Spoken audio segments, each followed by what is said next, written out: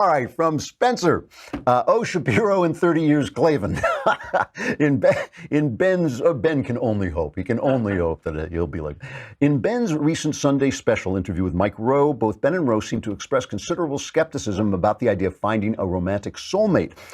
I was hoping that you could elaborate on your own views regarding soulmates. Surely you would consider your own unusually blessed marriage to be an instance of two soulmates finding and completing each other. But do you think God actually does create every single man and woman to be perfectly compatible with a single corresponding member of the opposite sex? And if this is so, how should we go about trying to find our soulmate without driving ourselves insane and traveling all over the world in search for it? First of all, I do believe there's something supernatural about my marriage. When I look back, the fact that I picked up a hitchhiker, the fact that I recognized her on sight as the partner of my life, the fact that we have been together in such insane harmony when I am such a difficult person to live with. I mean, she's a dream, but I'm a total nutcase. The fact that we have been together, so there is something about it that does seem touched by an angel. But first of all, that doesn't guarantee anything for anybody. The fact that when you look around, life is unfair.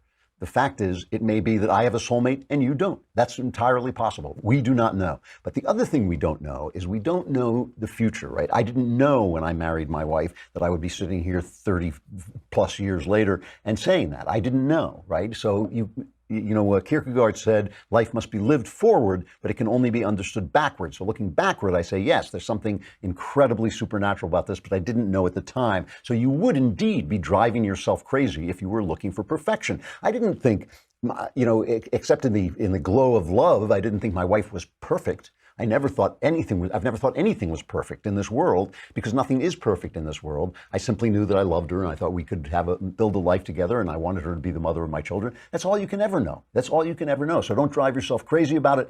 If 40 years down the line, if you treat each other well and you're good to one another and you take care of the little things in your life together and you understand that you are of different sexes and that is going to give you a different perspective. You're like two lenses on a stereo opticon, that give the world three dimension. If you understand those things, you may find that 35, 40 years down the line, oh yeah, this was my soulmate. This is my soulmate. But you can't know in advance. So, the thing is, you want to make your choices wisely. You don't want to make your choices in the grip of infatuation.